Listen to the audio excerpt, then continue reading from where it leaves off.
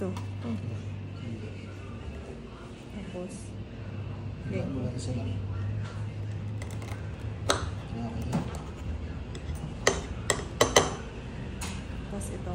Tikman mo na yung ano. Higup ka mo ng sabaw. Masarap yung sabaw ng wet dito. Oh, parang ano.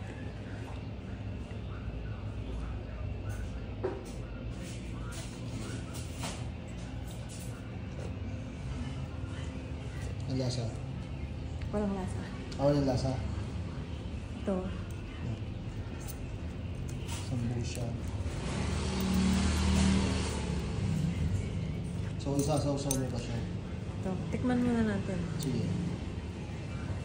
Yung feeling ko, kung walang lasa.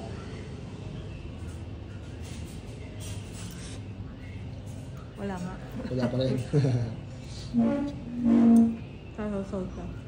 Miss, ang legit ba na wat-wat wala talagang lasa? Ang wat-wat, wala siyang lasa. Walang lasa.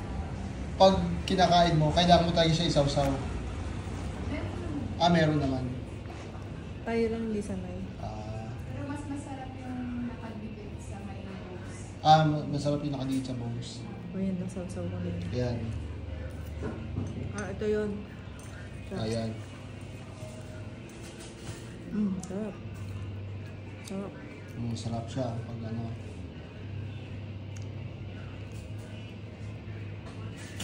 Okay. Sarap.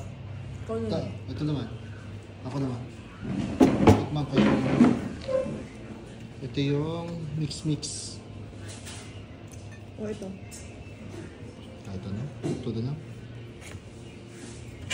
Kasi ito yung pinunig.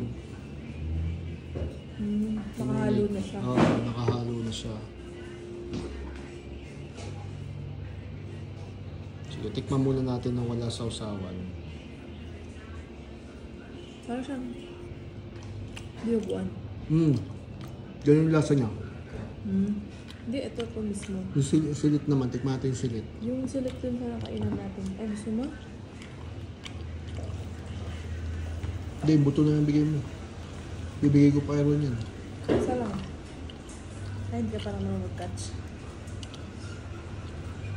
Sausaw natin. Bibigay ko sa kanya to. Gusto mo? Ito ka na.